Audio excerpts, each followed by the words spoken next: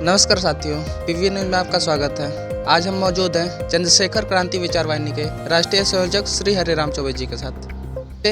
आज हम चर्चा करने वाले हैं सीबीआई नोटिस के बारे में, जो कि अखिलेश यादव को अभी हाल ही में सीबीआई नोटिस दिया गया है। आइए जानते हैं। बहुत आसान है, लेकिन चूंकि चुनाव का माहौल है, इसलिए इसको एक मुद्दे के तौर पर लिया जा रहा है।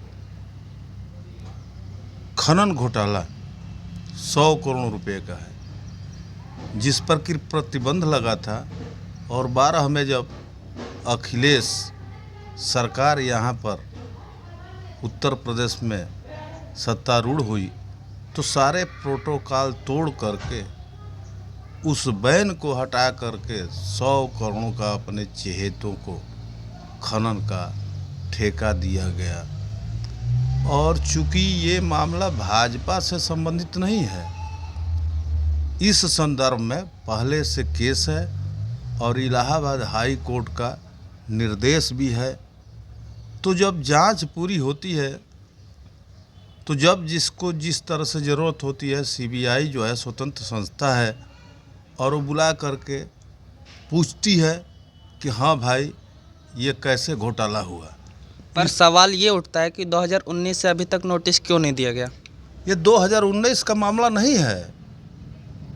ये जब 2012 में इनकी सरकार बनी उस समय से चला आ रहा है। तो जब जांच की प्रक्रिया का समय होता है ना, और हमारे यहाँ जानते हैं कि जांच की प्रक्रिया किस तरह से होती है, क्यों कि हमारे यहाँ संविधान की बात तो होती है, हमारे यहाँ अदालत की बात होती है, कानून की बात होती है, लेकिन वो कानून और वो अदालत और वो संविधान सारे नियम ताक पर रख करके बड़े रसूखदार लोगों को लाभ पहुंचाया जा रहा है, जिसका नतीजा ये है कि इतना देर हुआ। ये प्रकरण पहले आ जाना चाहिए था।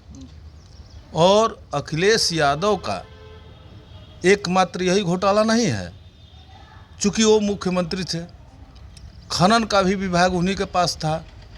बाद में प्रजापति के पास गया, उनका हश्र आप लोग देखे होंगे। इसके बाद भी कैग के रिपोर्ट आया है, जिसमें कि 97,000 करोड़ का घोटाला का आरोप इसमें भी लगने वाला है, जो गोमती रिवर फ्रंट से लेकर के अन्य कई काम ऐसे हैं जहां पर कि माल ख़त्म हो गया है और काम नहीं हुआ है।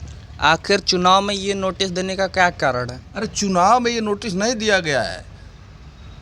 अखिलेश यादव के साक्ष्य के आधार पर बुलाया जा रहा है कि आपके पीरियड में इस तरह से घोटाला हुआ, आप मुख्यमंत्री थे, ऐसे ऐसे हुआ है, आप इस पर क्या कहना चाहते हैं। तो कौन सा गलत है?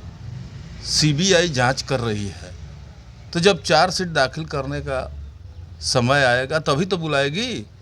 इसमें एक लोग तो है नहीं, 13 लोग हैं। इसमें आईएएस कैटेगरी चंद्रकला वगैरह जो है, कई आईएएस भी हैं, कई आईएएस तो जेल में हैं।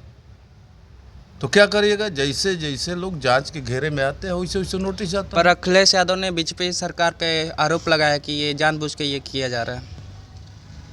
तो बीजेपी सरकार कर रही है कि सीबीआई कर रही है? अखिलेश यादव जो है अब भाग रहे हैं, क्योंकि उनको इस मामले पर सहानुभूति वोट लेना है। लेकिन यही लोग हैं ना कि किस तरह से तुष्टीकरण की नीति में लोगों को फंसा करके इन्हीं के सरकार में कैसे कैसे लोगों को जेल दिया गया, कैसे कैसे लोगों को ठेका दिया गया।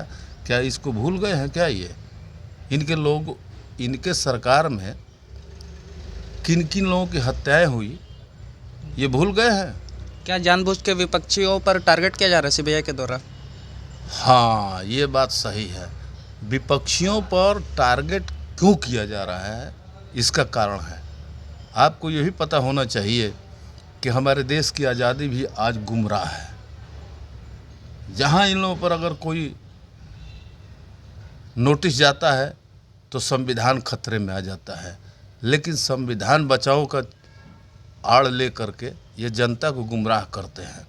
साइकिल पर चलने वाला लोग आज हजारों करोड़ के संपत्ति का साम्राज्य खड़ा किए हैं। वो कहाँ से किए हैं, कहाँ से इनका